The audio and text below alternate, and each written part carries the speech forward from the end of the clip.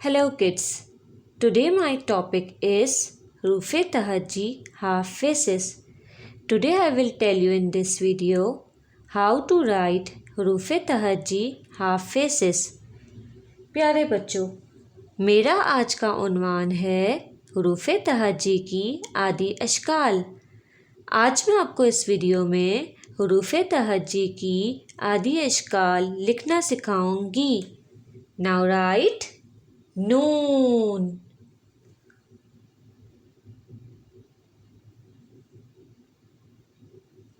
पढ़िए नून।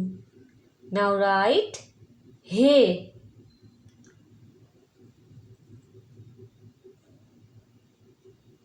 पढ़िए हे। Now write ये, पढ़िए ये। Now write ये, पढ़िए ये। Now write नून,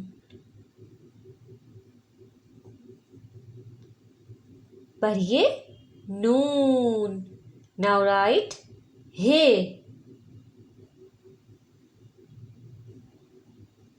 पढ़िए हे। Now write ये,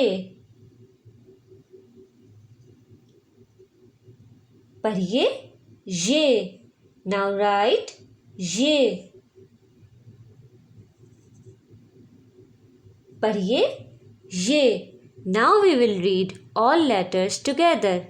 पढ़िए नून, हे, ये। नून, हे, ये। नून, हे, ये। Thank you. शुक्रिया।